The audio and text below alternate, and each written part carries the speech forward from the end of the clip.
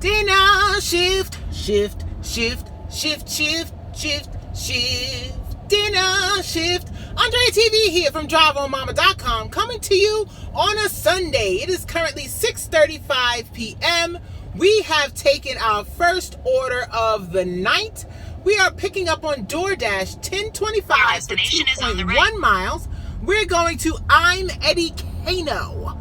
And that's what he said. Recognize it. We are going to be out for a few hours this afternoon, this evening. We have had our first softball tournament for the season, and it was all day yesterday and literally all day today. Got to the field at 8. Dropped my daughter off about an hour ago, and I'm back on the avenue. But let's go pick up our I'm Eddie King. And we have arrived. It is busy, so I most likely will not be able to film going all the way into these restaurants because people are out eating dinner. But we're here. That order is dropped off. It is 6:50 p.m. We have taken our next order. This is on Instacart. Payout of $23.26. 6 items, 17 units. And the customer is 1.7 miles from the store. We are currently about 2 miles from the store because of the last drop-off. But Safeway food is essentially within blocks of I'm Eddie Kano. So I think that's why they sent it to me, because I was the closest at the time. I accepted, and let's go shopping. And we have arrived.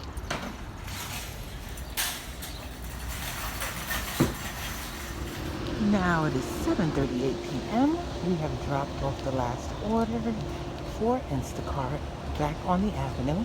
Just accepted our next order, $8.50, I believe. DoorDash. We're going to Soul Spice, and it's for 1.7 miles. Let's go. Drop-off went smoothly, and we have accepted our next order on Uber Eats, going to Popeyes and delivering a total of 2.3 miles for $7.79, and we have accepted. Let's go get it. Time is currently 8:27. We just took our next offer, $9 even, picking up at McDonald's, taking it 1 mile, and we've taken it. Let's go get it. Okay, it is now 9:17 p.m. The $3 peak pay / $2.50 peak pay has brought everybody out, and we are not getting almost any orders. We just took our next order on DoorDash, $10 even, going 2.5 miles. We have accepted it, and that's where we're sitting. So let's go get our food. Okay, that order was dropped off smoothly, and they actually came out of their house, even though it was a leave at the door.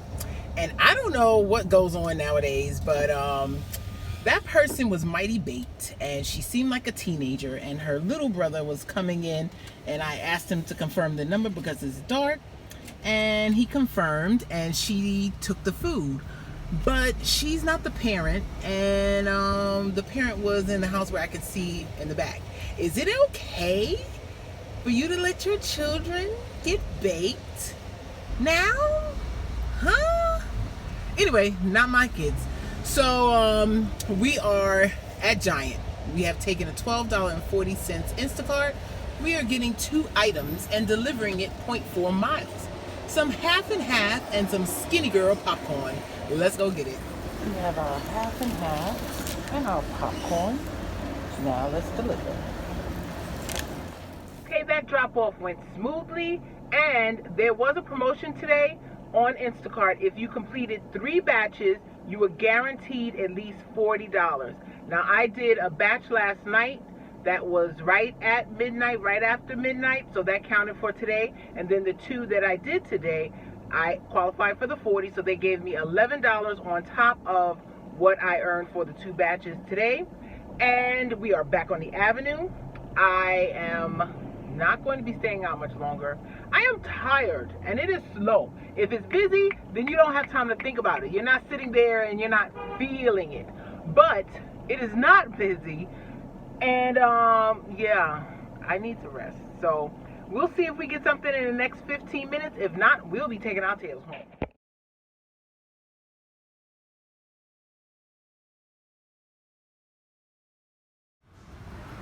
Okay, it is now 10:17. We did get another offer. It is on DoorDash, $10.25. We are at Surfside Taco Stand, and we're taking it 1.8 miles. Oh, and I can see the shelf is not ready yet. Hopefully it won't be long. Let's go. We are back at our favorite spot.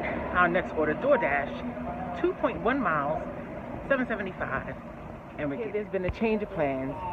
Before we went to tell them our number, we went to the restroom and received an Instacart, $13.40, going 0.9 miles away from CVS.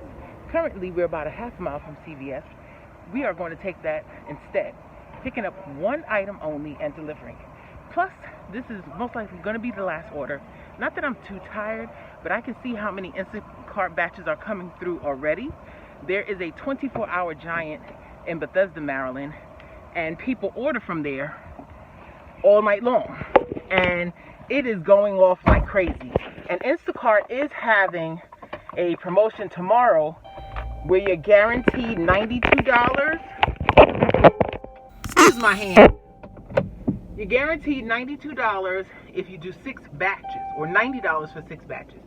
Plus, I need gas. And believe it or not, DC gas stations, pumps, they shut down. So, yeah. We're going back towards Bethesda. And then we'll get some gas in order to get home. But we'll be back out tomorrow to get some of those Instacart promotions. But I have a story to share. I don't know if you're into softball, but I'm going to share it anyway because this is basically the end of the video. I am going to turn the camera around so I don't have to keep the light on so the cops don't pull me over. But I have a very interesting scenario I would like your opinion on. If you have someone who plays softball or have ever played softball, we're currently at the gas station, but I'm going to continue with the story.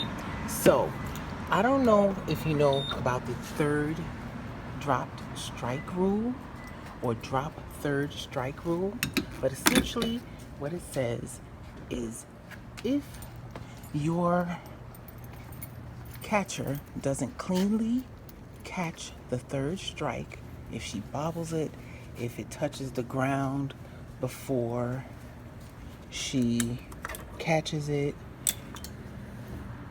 then the runner can try to advance to first. It's almost treated as a regular base running situation.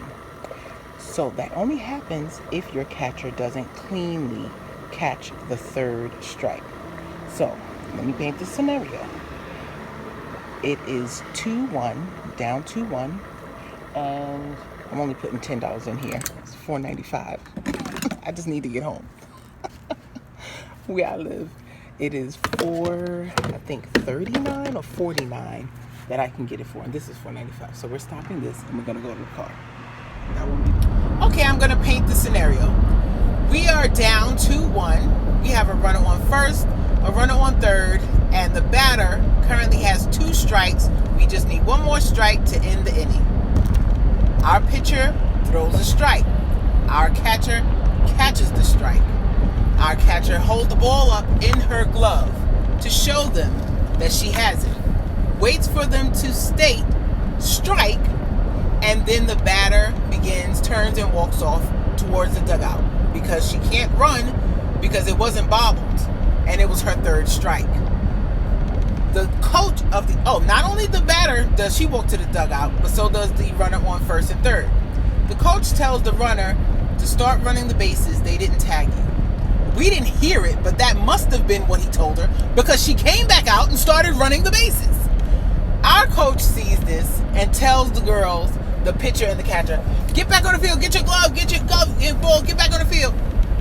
The ump in the field, not the one that was behind home plate, the one in the field stops the runner from the other team at third. Like, hold. You got to hold. What is going on? He stops her from going and continuing to run home. So our coach challenges it. The ump that was behind home plate says, it's not my fault you don't know the rules. And if you want to challenge, I need $100 right now.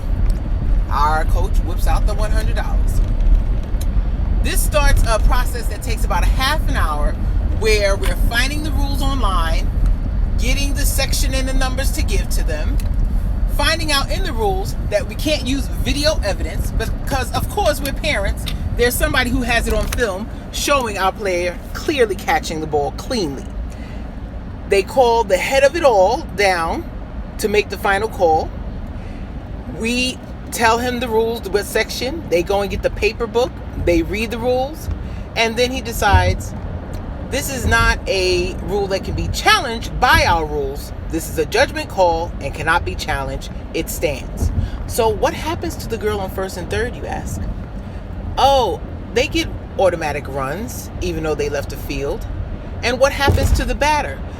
Oh, that third strike didn't count. You have to come back and continue where you were, which our pitcher did, and threw another strike clearly, and it was out.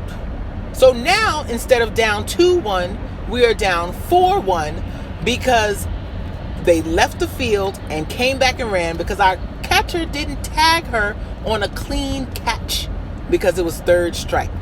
We have never. So what happened after that? The game continued to play out, and then time expires. Time expires, they're up 4-1, but we have the last licks because we are the home team. And what you're going to see now is what happened in that game and how everybody felt. Needless to say, they went home and we advanced forward, at least for that next game. And driveonmama.com. We didn't make the 1,500 for the week, but it's all good. We'll try again another time.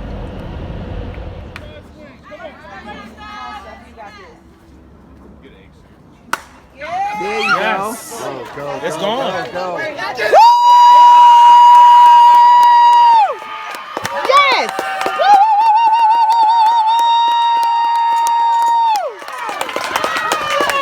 All right.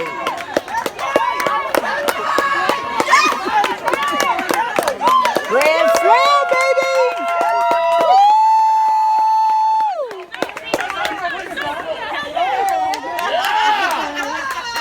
All right, girl.